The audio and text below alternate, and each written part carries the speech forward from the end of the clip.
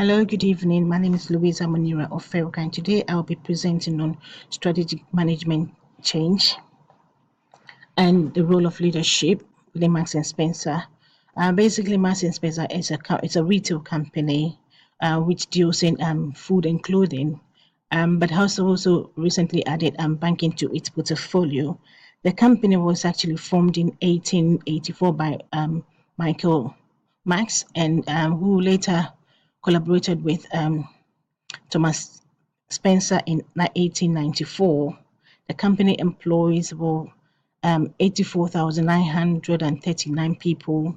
It has 979 stores within the UK and 55 international markets. However, Marks and Spencer has been struggling in terms of profits, and then this has led to a change in leadership in within the company. Um, um, and the hiring of Archie Norman as the new chief executive.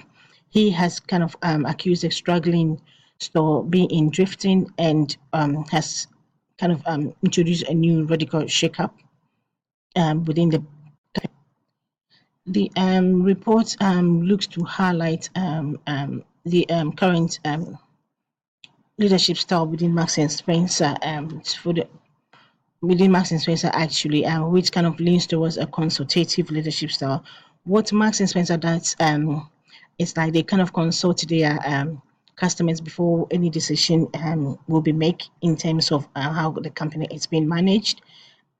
So, but however, according to BAS 1985, suggested that if Marks and Spencer could adopt a transfer if any leader leading a change could adopt a transformational leadership style which stimulates, develop, and inspire stakeholder needs and achieve extraordinary outcomes, may help to be able to implement a proper change.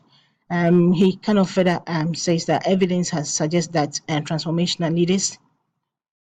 transformational leaders ensure process empowerment by aligning business objective and goals in the process of a change.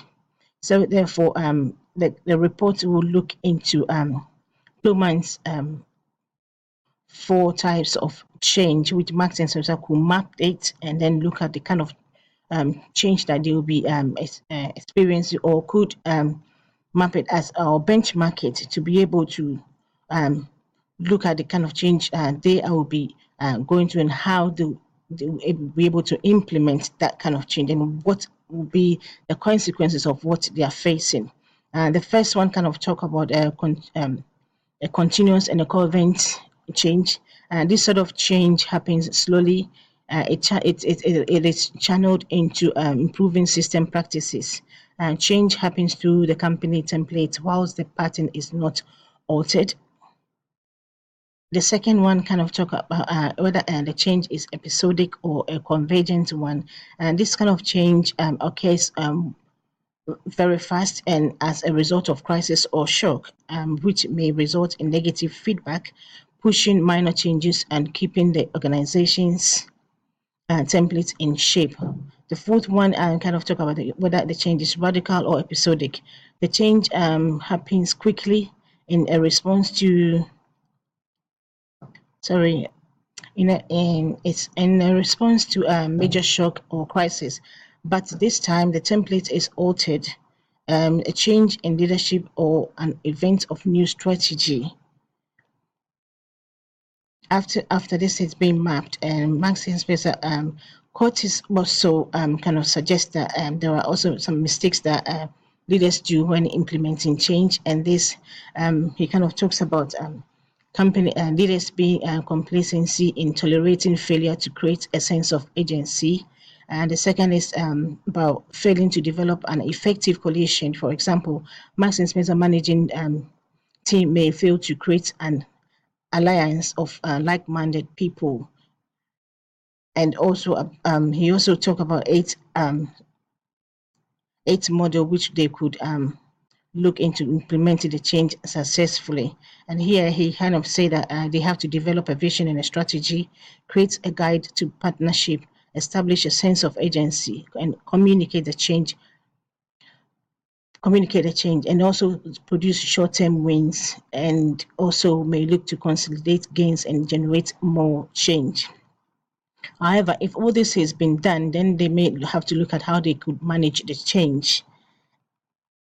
And in so doing, Marks and Spencer could look at the model of the open system school and all system effectiveness, which kind of talk about the capacity to adapt, survive, grow, and maintain itself regardless of function, while the open system emphasizes on the view and understanding of the business in its entirety.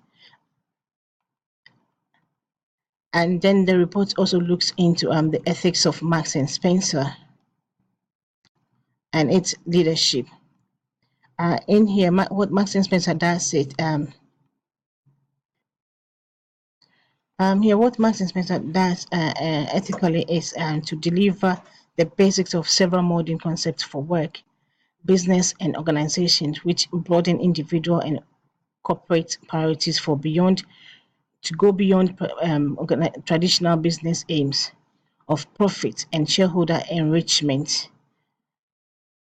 Ethical factors play significant influence in business and organization, according to Herzberg and Riegel, 2008. Focusing on the above statement that I just highlight, Marks and Spencer policy practice ensures suppliers adhere to global sourcing principles with groceries supply code of practice and help build global approaches through organizations like and the Consumer Goods Forum for effective value sourcing strategy in efficiency, delivering great quality to every price point. However, decisions making involves company constantly evolving how they sell their products to suit customer needs, whilst corporate governance activities has evolved to clear operating models, such as a clear profit and loss accountabilities, allowing the clothing and home business unit to sort of to be responsible basically for its own end-to-end profit and loss, while the M&S.com has moved from being separate business unit to be a sales channel, allowing the business to operate in simplicity. So basically, that is the end of the report. So in conclusion, the report kind of look at Etzold and Mueller, 2012, who argues that a successful company may need to carefully balance and support the similar elements such as formal organization strategy, people culture, and critical tasks to create successful change and management. It further suggests that critical change management literature, power and discourse can pose as resistance to change. He revealed that yet still assume that change is undisputably desirable and that change and resistance can and should be strictly managed. Thank you very much, and I hope you enjoy the presentation. Bye.